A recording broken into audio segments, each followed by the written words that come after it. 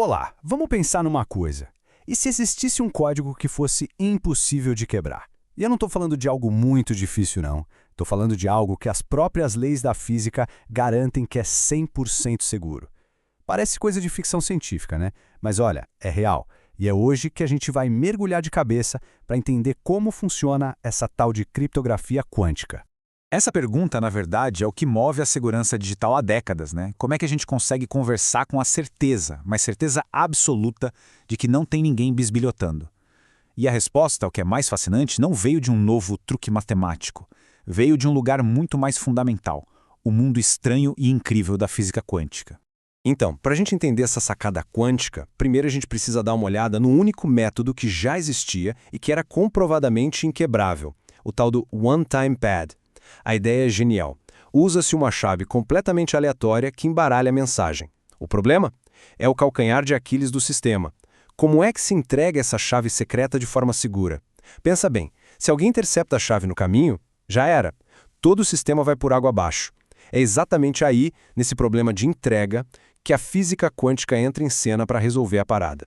E é bem aqui que a coisa toda dá literalmente um salto quântico. A solução não é um algoritmo matemático mais cabeludo, mais complexo. Não.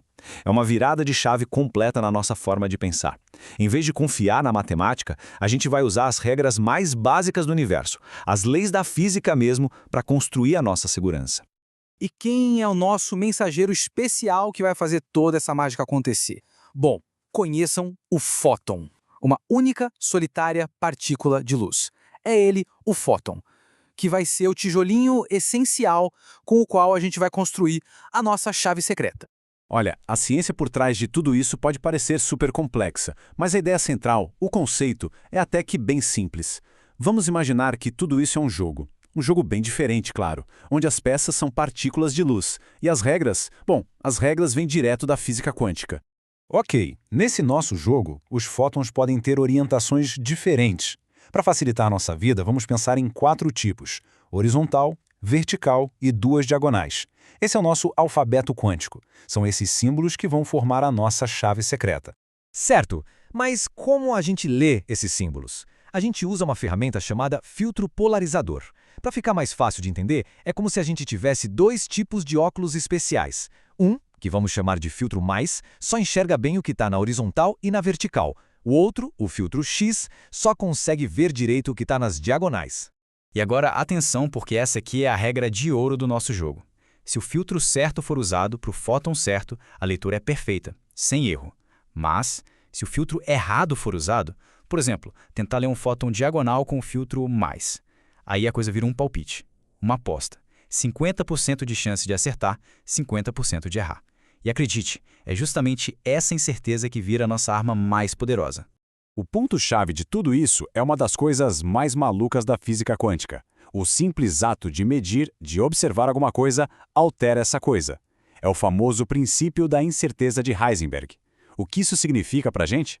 Significa que se um espião tentar meter o nariz onde não é chamado e medir os fótons para copiar a chave, ele, sem querer, ou melhor, inevitavelmente, vai bagunçar tudo. Ele vai deixar um rastro, uma prova clara de que esteve ali. Beleza? Agora que a gente já sabe as regras, bora ver o jogo rolando na prática. Vamos ver como é que 2 pessoas conseguem criar uma chave secreta e, ao mesmo tempo, ter certeza de que não tem nenhum espião na linha. Então vamos conhecer nossos jogadores. De um lado, o Sam, que vai enviar a mensagem. Do outro, a Ruth, que vai receber. O objetivo deles é simples, criar uma chave secreta para poderem conversar em segurança depois. A coreografia que acontece aqui é simplesmente genial. Olha só. Primeiro, o Sam começa a enviar um monte de fótons, cada um com uma orientação aleatória. Lá na outra ponta, a Ruth mede cada fóton que chega, mas ela também usa filtros escolhidos ao acaso, ou mais ou X. E agora vem a parte mais legal. Eles vão para um canal público, tipo um telefone, e a Ruth fala para o Sam: olha, para o primeiro fóton, eu usei o filtro X, para o segundo o mais, para o terceiro mais, e assim por diante. Atenção! Ela só fala o filtro que usou, nunca o resultado que ela leu. Aí o Sam responde: ok, Ruth, desses aí, o primeiro, o terceiro e o quarto filtro que você usou eram do tipo certo. E pronto, eles simplesmente jogam fora todos os resultados onde os filtros não bateram. O que sobra? Uma sequência de bits idêntica, secreta, que só os dois conhecem. A chave foi criada sem que ninguém precisasse gritar ela aos 4 ventos. Incrível, né? Tá, mas e o nosso espião? Onde ele entra nessa história? Bom, se alguém tentar interceptar os fótons no meio do caminho, vai ter que adivinhar qual filtro usar para cada um. E, estatisticamente, vai errar em mais ou menos metade das vezes. Ao errar, essa pessoa altera o fóton sem saber. Mais tarde, quando o Sam e a Ruth fumparam só um pedacinho da chave deles, esses erros introduzidos vão aparecer. É como um alarme de incêndio disparando. A espionagem foi descoberta. O que eles fazem? Jogam a chave fora, simples assim. E começam de novo, mas agora sabendo que tem alguém na escuta. Pois é, na teoria tudo isso soa perfeito, quase mágico. Mas a pergunta que não quer calar é, e na prática? Como é que essa tecnologia está saindo do papel, dos laboratórios e virando algo real? Claro, ainda existem vários desafios de engenharia, né? Não é moleza construir um canhão de fótons que atira um e só um fóton de cada vez. Às vezes os lasers cospem dois sem querer.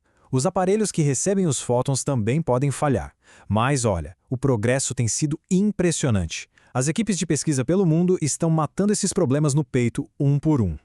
E essa ideia nem é tão nova assim, sabia? A teoria já existe desde a década de 80. Só que foi nos últimos 20 anos, mais ou menos, que o negócio realmente decolou.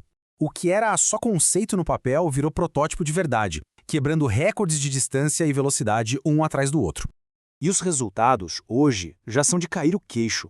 Lugares de peso como o Laboratório Nacional de Los Alamos, nos Estados Unidos, e a Universidade de Harvard já estão montando redes quânticas que funcionam por dezenas de quilômetros.